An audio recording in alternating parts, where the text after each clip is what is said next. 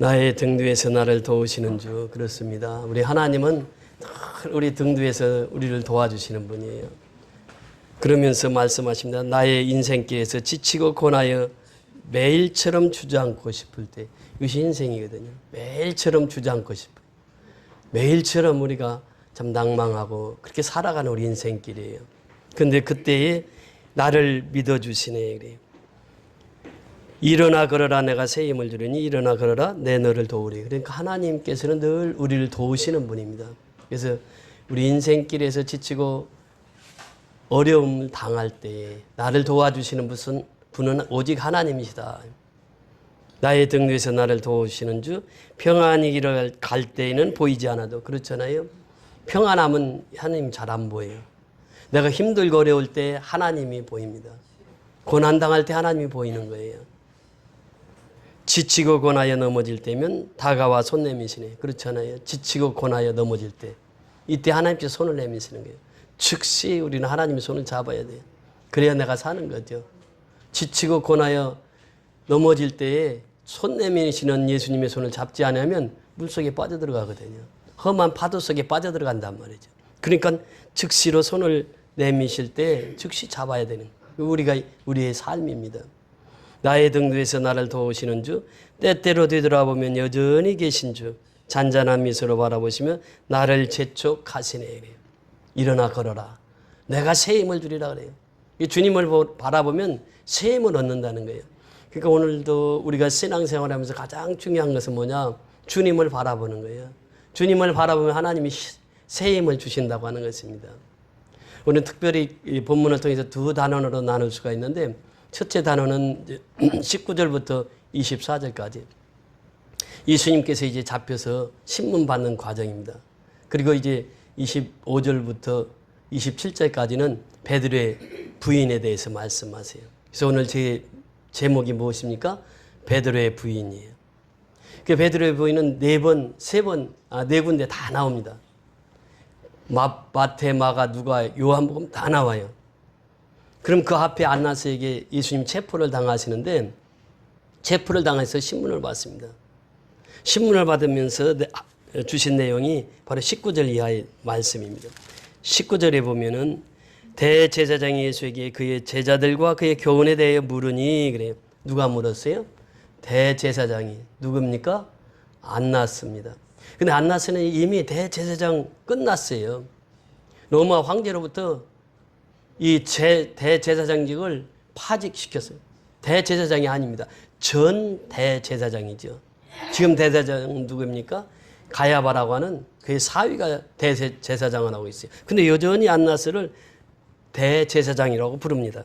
사실 우리도 그렇잖아요. 우리가 교장 선생님을 하고 퇴직을 하게 되면 퇴직을 하고 나서도 뭐라고 불러요? 교장 선생님 이렇게 부릅니다. 대제사장 제도도 역시 마찬가지였죠. 대제사장이 예수에게 그의 제자들과 그의 교훈에 대하여 물으니 왜 제자들에게 물었냐? 이건 다 의도가 있었습니다. 지금 안나스가 예수를 신문하면서 제자들이 몇이냐? 우리가 흔히 목회자들이 만나면 성도가 몇 명 출석합니까? 그런 질문을 해요. 왜 그렇습니까? 질문을 하면 다 그 교회 상황을 알 수가 있어요. 질문을 하면 제자들이 몇인지를 다 알 수가 있어요. 그러면 안나스가 예수님을 어떻게 처리해야 될 것을 다 판단할 수가 있는 거예요. 그 제자가 몇이냐? 제자들과 그의 교훈에 대해서 물으니 그래. 교훈이 무엇입니까? 예수님께서 행하신 설교예요. 예수님은 공공장소에서 설교를 하셨습니다. 유대인들이 모이는 회당에서 설교하시고 많은 사람들이 모이는 곳에서 공공연하게 설교를 하신 분이에요. 근데 그것을 질문하는 게 대제사장 안나스가. 그때 이제 예수님께서 대답하시되 20절 보세요. 20절 같이 읽습니다. 시작. 예수께서 대답하시되 내가 드러내놓고 세상에 말하였노라. 모든 유대인들이 모이는 회당과 성전에서 항상 가르쳤고 은밀하게는 아무것도 말하지 아니하였거늘. 21절. 어찌하여 내게 묻느냐? 내가 무슨 말을 하였는지 들은 자들에게 물어보라. 그들이 내가 하던 말을 아느니라. 여기서 보면 내가 드러내놓고 세상에 말하였노라 그래요. 그렇습니다. 복음은요, 세상에 드러내놓고 말하는 것이에요. 숨김이 없습니다. 복음은 다 드러내놓고 다 오픈이 되어 있는 거예요. 이게 복음이라고 하는 것은 숨길 수가 없는 것입니다. 왜냐하면 빛이니까 그래요. 복음은 생명이니까 그래요. 숨겨지지 않아요. 복음은. 예수님께서 말씀하세요. 유대인들 너희들 많이 모이는 회당 거기서 내가 복음을 전했지 않았느냐. 그러면서 많은 사람들에게 공공 장소에서 내가 복음을 전하지 않았느냐. 그런데 그 질문을 하느냐 그래요. 예수님께서는 말씀하시잖아요. 나는 이다라고는 선언해요. 나는 생명의 떡이다. 나는 세상의 빛이다. 나는 포도나무다. 예수님이 선언을 하셨거든요. 7가지 선언을 하시잖아요. 나는 이다라고는 선언. 나는 누구인가 다 존재를 분명히 밝혔단 말이죠. 많은 사람 앞에서 회당에서 그렇게 가르쳤어요. 그런데 그것을 질문하니까 예수님이 답변하는 거예요. 내가 공공적으로 다 얘기하지 않았느냐. 성전에서 항상 가르쳤고 은밀하게 아무것도 말하지 아니하였거늘. 은밀하게 한 게 없다는 거예요. 예수님은요. 은밀하게 한 게 한 가지도 없습니다. 다 드러내놓고 했어요. 그 목회가 그렇잖아요. 다 드러내놓고.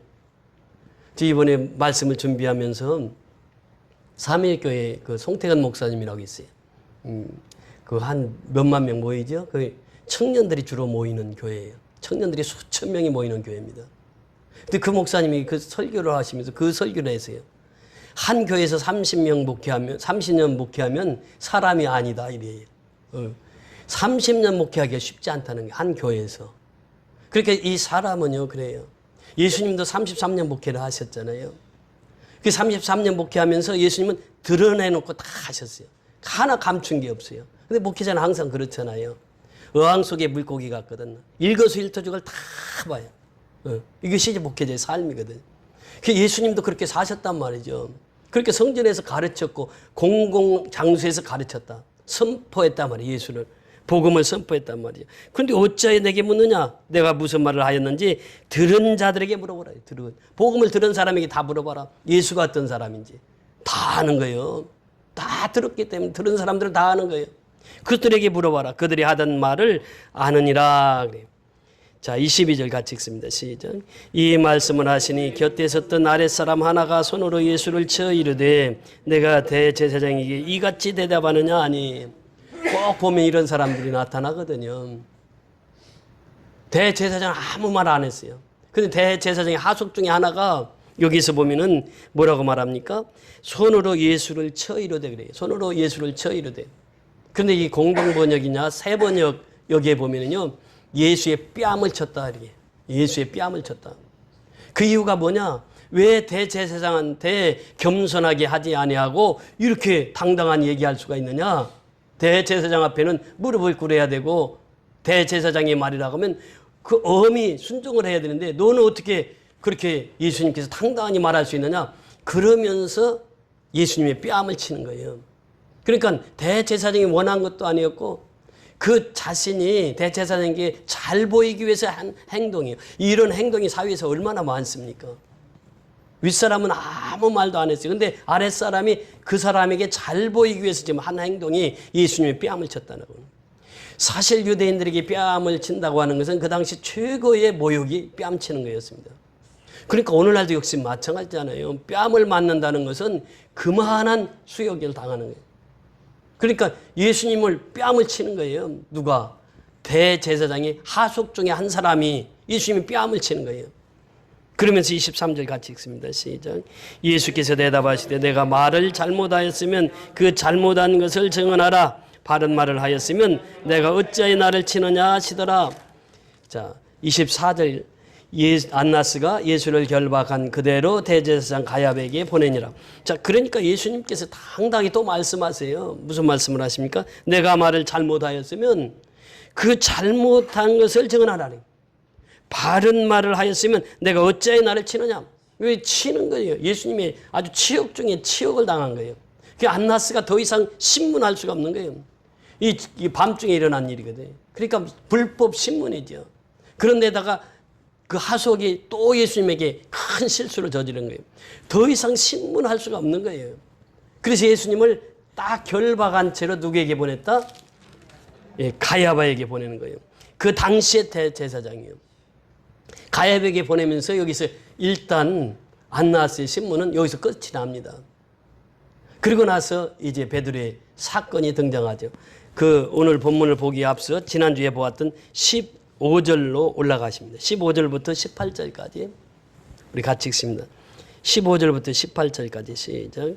시몬 베드로와 또 다른 제자 한 사람이 예수를 따르니 이 제자는 대제사장과 아는 사람이라 예수와 함께 대제사장의 집들에 들어가고 베드로는 문 밖에 서 있는지라 대제사장을 아는 그 다른 제자가 나가서 문 지키는 여자에게 말하여 베드로를 데리고 오라 하니 그 문 지키는 여종이 베드로에게 말하되 너도 이 사람의 제자 중 하나가 아니냐 하니 그가 말하되 나는 아니라 하고 그때가 추운 고로 종과 아랫 사람들이 불을 피우고 서서 쬐니 베드로도 함께 서서 쬐더라. 우리가 지난주에 말씀을 상고해 보면 그렇습니다. 지금 예수님이 체포돼서 안나스 뜰에 갇혔어요. 그러니까 우리가 대법관 그 관사를 크게 졌잖아요. 그 당시 대제사장들도 그 관사를 크게 져서 거기서 살고 있었던 거죠. 그러니까 안나스 뜰이라고 하는 것은 이 보통 그 재판을 하고 그런 장소였기 때문에 큰 뜰이 있어가지고 거기를 데리고 갔어요. 예수님을 체포해가지고 갔다면 결박해서 갔단 말이죠. 그런데 다른 제자 하나는 어떻게 했다고 그랬어요?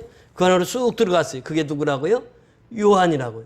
그러니까 대제사장과 친분이 있었거나 친척이거나 그래서 이제 유추해 보건데 예수님의 아버지가 요한의 아버지가 세베대가 그 물고기 잡는 일을 했으니까 무역상이라 대제사장하고 잘 알았을 것이다. 그래서 평소에도 이렇게 들락날락 가까이 지냈던 또 친척 중에 한 분이었을 것이다. 이렇게 해서 요한은 그냥 들어간 거예요. 들어갔는데 누구는 못 들어가? 베드로는 못 들어가요. 왜? 거기 아무데나 들어갈 수 있는 곳이 아니니까. 베드로는 들어가지 못하고 밖에 서 있는 거예요, 지금. 근데 거기 추워서 불을 쬐다 이렇게 표현이 있고 그 앞에 보면 뭐라고 말씀하고 있습니까? 17절에 보면 문 지키는 여종이 베드로에게 말하되 너도 이 사람 제자 중 하나가 아니냐 하니 그가 말하되 나는 아니다. 나는 아니다. 예수님과 완전히 대조적이죠. 예수님은 그랬잖아요. 너희들이 누구를 체포하러 왔느냐? 나사렛 예수라고 하는 그 사람을 체포하러 왔노라. 그러니까 예수님 뭐라고 했습니까? 내가 뭐라고? 그니라 그랬어요. 내가 그니라. 예수님은 당당히 나를 체포하러 왔느냐? 나를 체포하라. 그 내 제자들은 손대지 마라. 그러면서 내가 그니라 그렇게 당당히 선포를 했어요. 근데 베드로는 어떻습니까? 너 예수님의 제자지. 그러니까 뭐예요? 나는 아니다 하고 부인해. 나는 아니다. 이 부인을 합니다. 그 다음에 이제 오늘 본문으로 넘어오면 25절 보세요. 25절에서 27절까지 우리 같이 읽습니다. 시몬 베드로가 서서 불을 쬐더니 사람들이 묻되 너도 그 제자 중 하나가 아니냐? 베드로가 부인하여 이르되 나는 아니라 하니 대제사장의 종 하나는 베드로에게 귀를 잘린 사람의 친척이라 이르되 내가 그 사람과 함께 동산에 있는 것을 내가 보지 아니하였느냐? 이에 베드로가 또 부인하니 곧 닭이 울더라. 그 세 번 부인한 거예요. 예수님께서 말씀하셨잖아요. 네가 나를 세 번 부인하리라. 그런데 그 말씀을 하실 때 뭐라고 말씀하셨습니까? 주와 함께 죽을지언정 주를 부인하지 않겠나이다. 마태복음 26장 35절에 보면 베드로가 당당하니 말하는 거죠.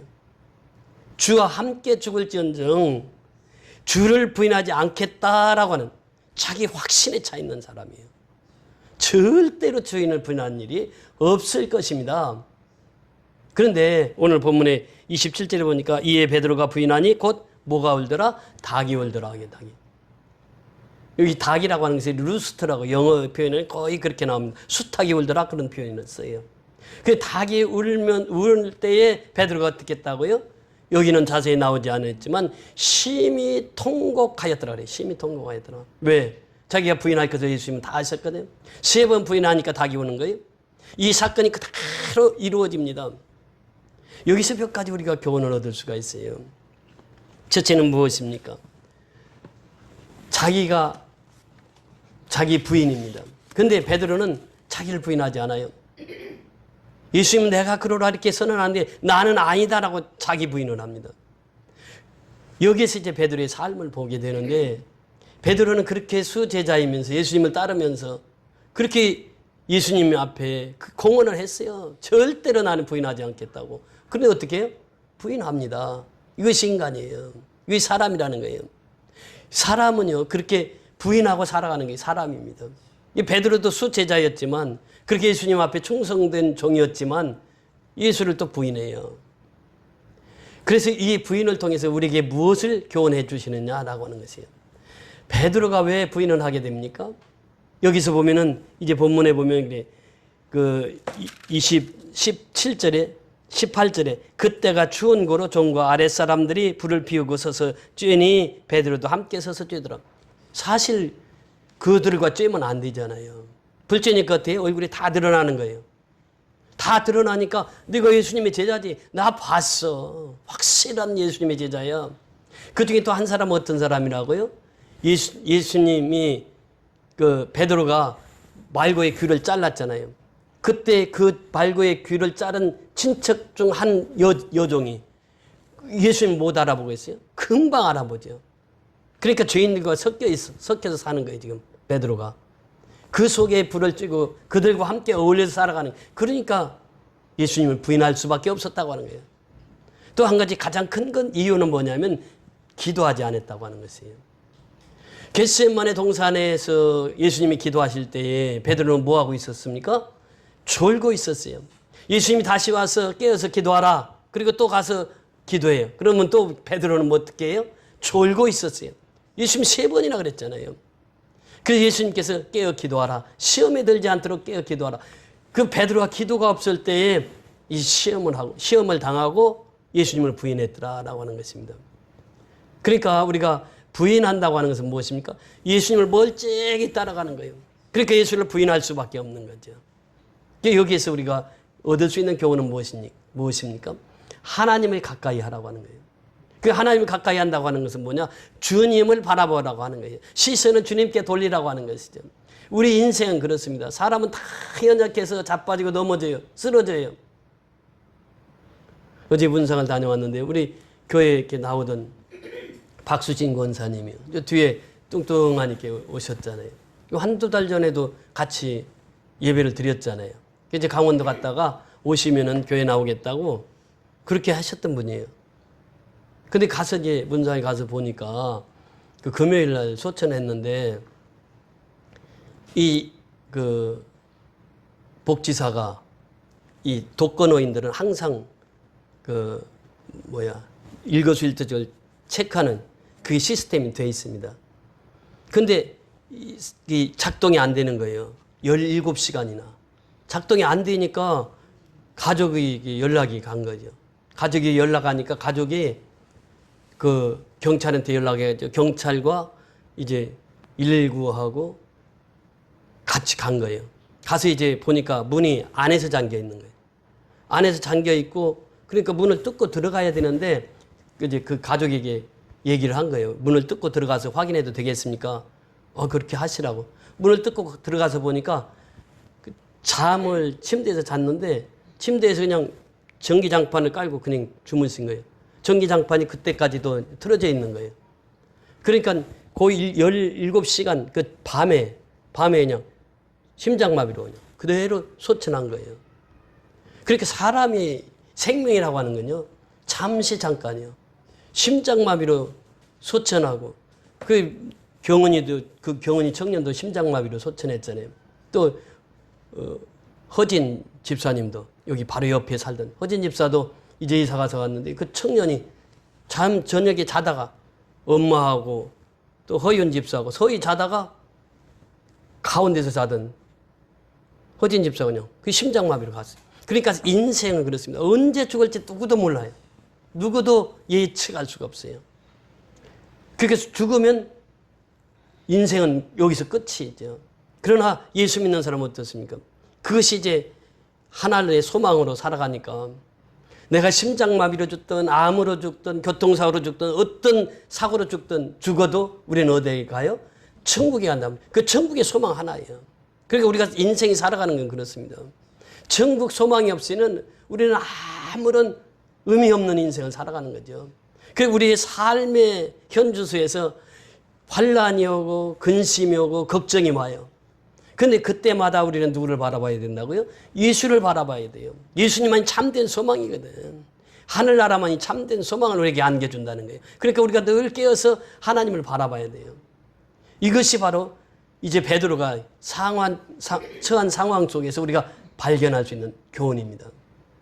그러니까 우리가 힘들고 어려울 때마다 주님을 바라보는 거예요. 시선 어디에다 두라?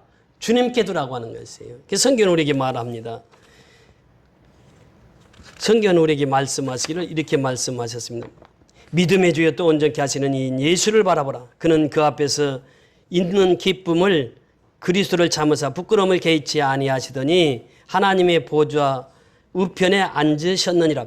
그러니까 또 온전케 하신 이인 예수를 바라보는. 이제 히브리서 기자가 이제 히브리서 11장 믿음의 장을 쭉 기록하면서 믿음의 사람은 세상이 감당하지 못한다는 거예요. 그러면서 바로 12장에서 이 말씀을 하십니다. 믿음의 사람은 어떤 사람인가? 예수만 바라보고 사는 사람이요. 그게 소망이 있는 거예요. 내가 죽어도 소망이 있는 거예요. 그래서 우리가 죽음이라고 하는 것은 그렇습니다. 정말 주 안에서 죽는 것이 복이에요. 저 이순자 집사님, 이제 그 따님이 교회 나오는데 그 집사님이 항상 기도 제목이 뭐냐면 하나님 나 잠자듣기 데리고 가세요. 잠자듣기 데리고 가주세요. 그랬는데 실제로 그렇게 가셨어요. 그러니까 인생 그렇습니다. 이 삶이 긴 것 같아도 짧아요. 그렇잖아요. 우리가 시간 가는 거 보면 엄청 빨리 가요. 그럼 내가 살아있는 동안 무엇을 해야 될 것인가? 그러니까 여기 히브리서 기자를 통해서 우리에게 주시는 것은 믿음의 주에 온전케 하신 예수를 바라보자. 예수를 바라보는 사람이 세상을 승리하며 살아갈 수 있다는 게, 예수를 바라보는 사람이 세상의 고난을 이기며 살아갈 수 있다라고 하는 것입니다. 그러면서 사도 바울은 그렇게 고백합니다. 그러므로 너희가 그리스도와 함께 다시 살리심을 받았으면 위의 것을 찾으라 그래요. 위의 것을. 그러니까 죽었다 다시 살아났단 말이죠. 우리가 세례를 받으면 죽었다 다시 살아나는 거잖아요. 이걸 세례라고 그래요. 그러니까 예수를 믿고 부활의 소망을 가졌다고 하면 어디를 바라보라? 위의 것을 바라보라는 거예요. 그러니까 위의 것을 찾으라 그래요. 거기는 그리스도께서 하나님 우편에 앉아 계시느니라. 위의 것을 생각하고 땅의 것을 생각하지 말라는 거예요. 그러니까 항상 위의 것을 생각하고 위의 것을 바라보고 살라고 하는 것이에요. 이것이 바로 그리스도인의 삶이라고 하는 것입니다. 그 우리의 시선이 집중이 어디로 가야 된다고요? 예수님께 가야 된다는 거예요. 예수님을 만나게 되면 어떻게 됩니까? 지난주 수요일 날 남인수 목사님, 미국에서 오신 목사님 좀 은혜로운 말씀을 주셨는데 기도 그 말씀의 제목이 무엇입니까? 나는 죄인 이로소이다 그래요. 우리가 예수를 바라보고 예수를 만나게 되면 내 입에서 나오는 건 뭐예요? 죄인이라고 하는 거예요. 그게 진정한 예수의 만난 자의 삶이에요. 예수를 바라보고 사는 자의 삶은 나는 죄인 이로소이다 그래요. 주님을 만나고 나니까 비로소 그 고백이 나오는 거예요. 베드로가 그러잖아요. 나는 죄인이로소이다. 물고기 한 마리도 못 잡았는데 내가 오른편에 그물을 던지라. 예수님 말씀에 의지하여 그물을 던졌더니 고기가 많이 잡혀. 그래서 예수님 앞에 나가서 무릎을 꿇고 하나님 앞에 회개한 것이 무엇입니까? 나는 죄인이로소이다. 그 예수를 바라보는 사람은 내가 죄인인 것을 깨달아요. 마태복음 14장에 보면 그렇게 말씀하십니다. 14장 22절에 보면은 예수님께서 우리에게 주신 말씀이 그 말씀이 마태복음 14장 22절부터 쭉 보시면요. 우리가 잘 아는 말씀입니다. 같이 한번 보실까요? 마태복음 14장 22절 22절부터 33절까지 쭉 같이 말씀 합독하십니다. 예수께서 즉시 제자들을 재촉하사 자기가 무리를 보내는 동안에 배를 타고 앞서 건너편으로 가게 하시고 무리를 보내신 후에 기도하러 따로 산에 올라가시느니라. 저물매 거기 혼자 계시더니 배가 이미 육지의 수리를 떠나서 바람의 거스림으로 물결로 말미암아 고난을 당하더라. 밤사경에 예수께서 바다 위로 걸으셔 제자들에게 오시니 제자들이 그가 바다 위로 걸어오심을 보고 놀라 유령이라 하며 무서워하여 소리 지르거늘 예수께서 즉시 이르시되 안심하라 내니 두려워하지 말라. 베드로가 대답하여 이르되 주여 만일 주심이시거든 나를 명하사 무리로 오게 하소서 하니 오라 하시니 베드로가 배에서 내려 무리로 걸어서 예수께 가되 바람을 보고 무서워 빠져가는지라 소리질러 이르되 주여 나를 구원하소서 하니 예수께서 즉시 손을 내밀어 그를 붙잡으시며 이르시되 믿음이 적은 자여 왜 의심하였느냐 하시고 배에 함께 오름에 바람이 그치는지라. 배에 있는 사람들이 예수께 절하며 이르되 진실로 하나님의 아들 이로소이다 하더라. 이 말씀을 가지고 우리가 여러 가지 교훈을 얻을 수 있습니다. 바로 배경을 보면 그렇습니다. 예수님께서 500여 기적을 행하셨어요. 수많은 사람들이 예수님을 따릅니다. 아니 물고기도 말이고 떡 5덩어리 가지고 5,000명을 먹이고도 떡이 몇 광주리나 남았다고요? 12광주리나 남았어요. 그러니까 유대인들이 그 예수님을 따르던 사람들이 생각하기는 어떻게 해요? 이 예수님을 어떻게 해야 된다? 왕으로 세워야 된다. 대통령 세워야 된다 말이에요. 그러면 경제적으로 어려움이 없을 것이다. 그래서 많은 사람들이 억지로 예수를 잡아서 왕으로 세우려고 그랬어요. 그때 예수님이 하신 행동이 있습니다. 제자들을 먼저 보내요. 위험이 닥치면 항상 제자들을 먼저 챙깁니다. 이게 예수님의 삶이었어요. 우리가 시골에서 닭을 키우다 보면 닭이 병아리를 깝니다. 병아리가 이제 놀고 있다가 어미닭이 딱 봤을 때 개가 와서 병아리를 잡으려고 한다. 그러면 어떻게 해요? 꼭꼭꼭꼭 하면 병아리가 순식간에 어머니 깃털 속으로 다 들어가요. 하나도 안 보여요. 그리고 어미닭은요, 그 개와 싸웁니다. 죽을 때까지 싸워요. 자기 속에 품에 뭐가 있어요? 병아리가 있어요. 예수님이 제자들을 사랑할 때 그렇게 사랑하셨어요. 그러니까 가룟 유다를 사랑할 때 어떻게 사랑하셨다고요? 끝까지 사랑하시네요. 끝까지. 제자들을 그렇게 끝까지 사랑하셨어요. 그러니까 여기서도 마찬가지. 제자들을 먼저 보내요. 그래서 이제 제자들이 이제 먼저 배를 타고 보내는데 풍랑인 거예요. 이 갈릴리 바다는 이 돌풍이 자주 불거든요. 돌풍이 불면은 이 배가 항해하다가 돌풍을 만나니까 앞에서 바람이 치고 하니까 이 배가 전진을 못해 나가는 거예요. 그러니까 배가 이제 뒤전복되기도 하고 어려움을 경험하게 되는 것입니다. 그래서 오늘 보면 성경에 보니까 뭐라고 그래요? 물결로 말미암아 무엇을 당하더라? 고난을 당하더라 그래요. 물결이 무엇입니까? 세상 물결이거든요. 우리도 세상에 살아갈 때 세상 물결이 계속 치는 거예요. 계속 고난이 오는 거예요. 그 고난 속에서 우리가 그 고난을 이길 수 있는 비결이 무엇이냐라고 하는 거예요. 세상에서 고난 당하지 않는 사람이 아무도 없어요. 다 고난 당합니다. 그 고난 속에서 우리가 이길 수 있는 것이 무엇이냐? 그 고난을 당한 것이 밤 사경, 새벽 4시에서 6시 사이입니다. 사경에 이제 무리로 예수님이 저벅저벅 걸어오시잖아요. 그러니까 제자들이 뭐라고 말합니까? 귀신이 온다, 유령이 온다 그래요. 그때 예수님이 하신 말씀이 뭐예요? 예수께서 즉시 이르시되 안심하라, 내니 뭐라고요? 두려워하지 말라 그래요. 오늘날도 똑같습니다. 내가 어려움 당하고 고난 당할 때 예수님이 말씀하세요. 즉시 말씀하세요. 그것도 두려워하지 말라.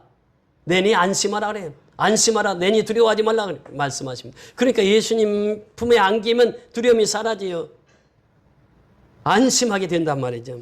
그러면서 베드로가 대답하여 이르되 주여 만일 주시거든 만일 나를 명하사 무리로 오라 하소서 하니 오라 하시니 베드로가 배에서 내려 무리로 걸어서 예수께 가되. 여기 핵심이에요. 시선을 예수님께 고정시키라고 하는 거예요. 그러니까 시선을 예수님께 고정시키고 예수님께서 오라고 했을 때 베드로가 무리로 어떻게 해요? 걸어가는 거예요. 걸어가는 거예요. 시선을 예수님께 고정시키면은 무리를 걷는 베드로처럼 우리가 그 고난의 터널을 걸어서 나갈 수 있는 거예요. 그러니까 배 밖으로 나와야 돼요. 배가 지금 파선하고 있잖아요. 배 밖에 나와서 무리로 걷는 거예요. 베드로가 누구를 바라볼 때? 예수를 바라볼 때. 오늘날 우리의 인생도 똑같아요. 내가 힘들고 어려울 때 예수를 바라보면 배 밖으로 나오는 인생과 똑같다라고 하는 거예요. 그 위험에 처해 있는 배, 거기서 나와서 예수님의 시선을 맞추고 무리를 걷는 거예요. 이것이 신앙이라는 거예요. 이것이 믿음이라는 거예요. 그런데 물결을 바라보니까 어떻게 됩니까? 빠져들어가는 게 물속으로. 이것이 우리의 인생이에요. 우리가 예수님을 믿다가 예수님을 떠나게 되면 물속에 빠져가는 거예요. 이게 당연한 거 아니겠어요? 물속에 빠져들어가요. 빠져들어갈 때 예수님께서 그 과정을 지켜보고 계시다가 어떻게 해요? 예수님 즉시 손을 내밀어요. 손을 내밀었을 때 어떻게 해야 돼요?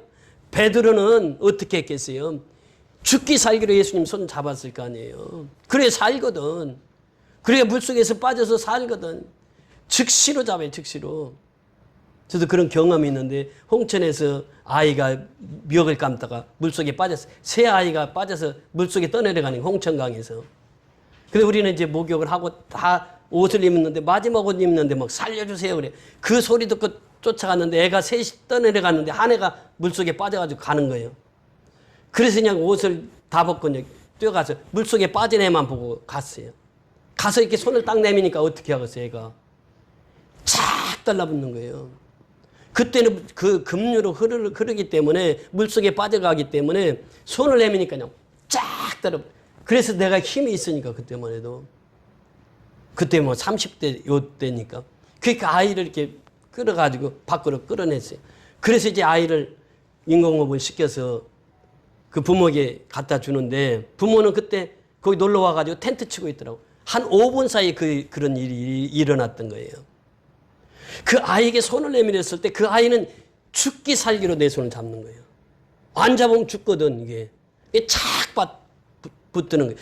베드로 역시 그래요. 즉시 물속에 빠졌을 때에 예수님이 즉시 손을 내밀었어요. 그러니까 베드로가 어떻게 했다고? 딱 잡았다는 거예요. 오늘도 이 신앙은 뭐냐? 예수 잡는 거예요. 예수 잡아야 사는 거예요. 물속에 빠져 죽는데 예수 안 잡고 내 혼자 살겠습니다 하는 사람은 다 죽는 거예요. 예수를 잡아야 돼. 시선을 고정시켜야 돼요. 그래서 예수님 앞에 집중을 해야 돼. 컨센트레이션. 이것이 믿음입니다. 믿음. 믿음이 적은 자에 왜 의심하였느냐? 그래. 이 의심이라고 하는 게 더블마인드예요. 두 가지 마음이요. 그런데 두 가지 마음은 의심하는 믿음이에요. 의심하는 자예요. 그런데 단 한 가지 믿음은 컨센트레이션. 집중하는 예수님께. 그리고 예수님의 손을 내밀었을 때 즉시 잡는 거예요. 남 보지 않아요. 내가 살려면 예수님 손 잡아야 돼. 즉시 잡아야 돼. 그것도 꽉 잡아야 돼. 그렇게 살아요. 그러면서 예수님께서 그렇게 말씀하시네. 즉시 손을 내밀어 그를 붙잡으시며 이르시되 믿음이 적은 자에 왜 의심하였느냐 하시고 배에 함께 오름에 뭐가 그치더라? 바람이 그치는 거예요. 배에 함께 올랐어요. 누구하고? 예수님과 베드로가 함께 올랐어요. 그러니까 바람이 쫙 그치는 거예요. 그러면서 취한 두 가지 행동이 있습니다. 33절 다 같이 보세요. 배에 있는 사람들이 예수께 절하며 이르되 진실로 하나님의 아들이로소이다 하더라 그래요. 배에 있는 사람들이 예수께 절했다. 이 무슨 말입니까? 프로스코너에오래. 기도했다, 예배드렸다 그런 뜻입니다. 예수님께 다 절하는 거예요. 왜? 예수님께서 그 사태를 해결시키잖아요. 베드로를 살려내잖아요. 그러니까 즉시로 그들이 예수님께 무릎을 꿇어요. 예수님을 경배해요.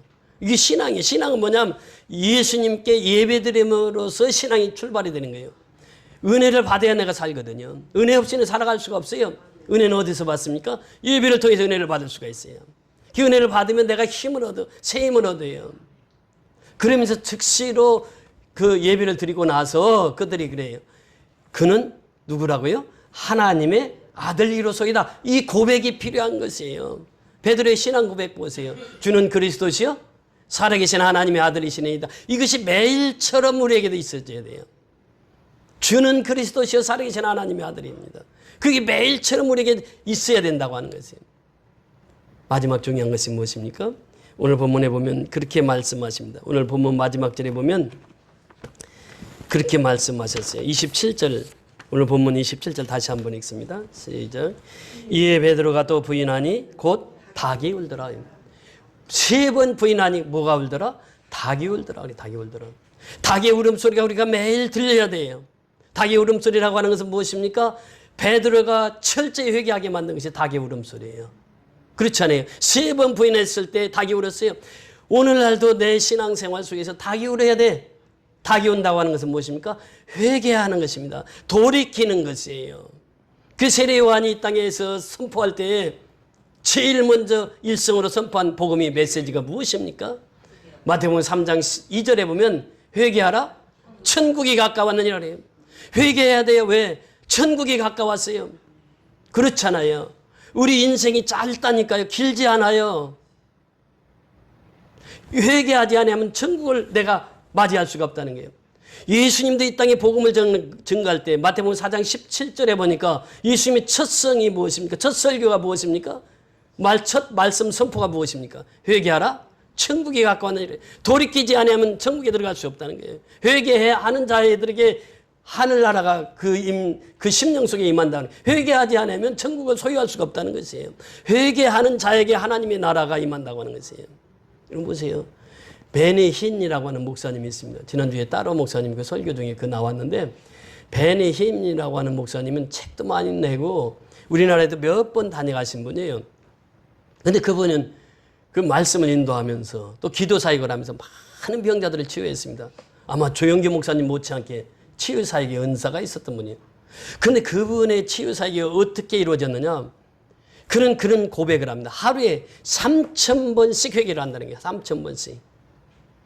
그렇게 목사가 회개하지 않으면 바른 설교가 나올 수가 없는 것이에요. 치유 역사가 나올 수가 없는 게, 하나님의 능력이 나올 수가 없는 게, 오늘날도 역시 마찬가지입니다. 우리가 회개하지 않으면 능력이 나타나지 않아요. 나로부터 하나님께서 능력을 나타내는 비결이 뭐냐? 그것은 회개하는 자에게 임하는 거예요. 회개하는 사람에게 하나님이 가까이 하시는 거예요. 야고보서 4장 6절부터 10절에 보면 그러잖아요. 하나님이 가까이 하라. 하나님 더욱더 크신 은혜를 너에게 베푸느니라 말씀하세요. 두 마음을 품지 말라 말씀하세요. 하나님을 가까이 하는 자에게 복이라 이렇게 말씀하세요. 그러면서 겸손한 자에게 하나님 은혜를 베푸시느니라 이렇게 말씀하십니다. 그렇습니다. 회개하는 자는 겸손해요. 회개하는 자는 낮아져요. 그래서 회개하지 않고는 하나님의 나라를 선포할 수도 없고, 회개하지 않고는 하나님의 능력을 경험할 수가 없다는 거예요. 그 베드로가 닭이 울었을 때에, 3번 닭이 울었을 때에 그가 비로소 깨달은 것이, 내가 잘못했구나. 가룟 유다는 어땠어요? 회개하지를 않았어요. 그래서 그가 목매달아서 자살하고 말았어요. 그러나 베드로는 여기에서 회개를 합니다. 닭이 3번 울었을 때 그가 비로소 깨달은 거예요. 내가 죽을지언정이 주를 부인하지 않겠나이다. 이것은 자기 확신이었다니까요. 자기 고백이었어요. 자기는 그렇게 할 것 같았어요. 그런데 그게 아니에요. 닭이 오니까 이거 내 확신 가지고 살아가는 게 아니구나. 인생은 그래요. 내 확신 가지고는 살 수가 없어요. 교만만 나오지. 그 성경 창세기부터 계시록까지 가장 많이 나오는 단어가 무엇입니까? 교만이에요. 교만. 자기 자랑입니다. 왜 교만하고 내가 자랑합니까? 내가 죽지 않으니까 그래요. 그러니까 회개하지 않으면 교만한 사람이 되는 거예요. 회개하지 않으면 자기 자랑이 나오는 거예요. 그 베드로도 얼마나 자기 자신의 확신에 차 있던 사람이에요. 그런데 닭이 오니까 그때서 비로소 자기 자신이 회개의 영이 그에게 임한 거예요. 그래서 회개를 하는 거예요. 그것이 인생입니다. 우리가 날마다 하루하루 삶이 그래요. 오늘은 카나다에서 전화가 왔어요.